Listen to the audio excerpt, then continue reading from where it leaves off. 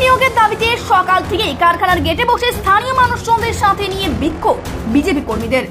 বাঁকুড়া বরজরা ব্লকের ঘুটুগড়িয়া গ্রামের পাশে গড়ে উঠেছে একটি বেসরকারি কারখানা। সেই কারখানায় বাইরে থেকে লোক নিয়ে এসে নিয়োগ করছেন কারখানা কর্তৃপক্ষ।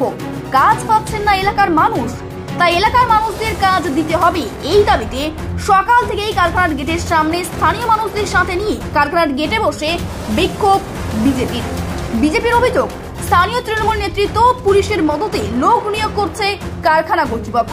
স্থানীয়দের আরো অভিযোগ, সকালে কারখানার গেটের সামনে বিক্ষোভ করতে এলে পুলিশ তাদের জোর করে হাঁটানোর চেষ্টা করে ও মারধর করে। ঘটনায় 3 জনকে আটক করে বরজরা থানার পুলিশ। অবিলম্বে তাদের দাবি না মানা হলে বৃহত্তর হুমকির হুঁশিয়ারি দিয়েছেন বিজেপি।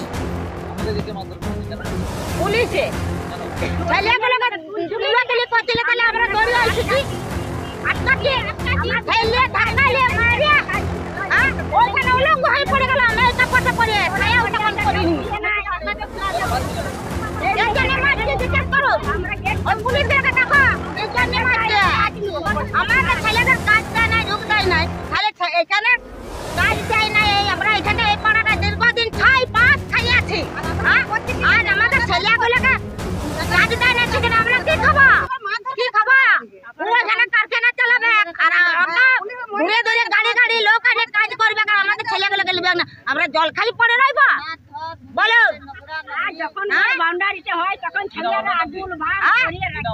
আমার নাম সুবাল আমাদের বিক্ষোভ এই স্প্যান্ডল রাই কারখানাতে আমরা গত 2023 সেপ্টেম্বর মাস থেকে ম্যানেজমেন্টকে আমরা বলে আসছি যে স্বচ্ছভাবে স্থানীয় শ্রমিকদেরকে নিয়োগ করতে হবে, নির্মাণ কর্মী যারা রয়েছে।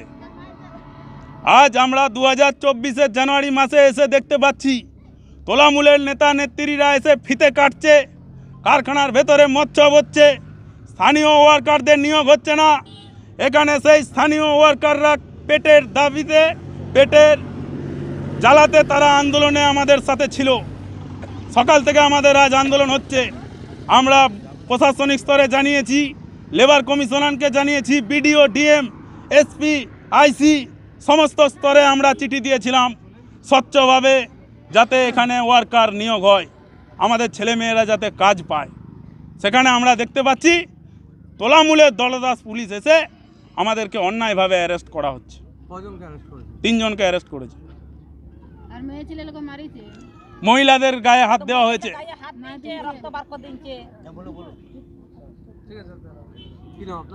গোবিন্দ ঘোষ, ভারতীয় জনতা পার্টি বরজরা মন্ডল 1-এর সভাপতি তথা বরজরা পঞ্চায়েতের বিরোধী দলনেতা।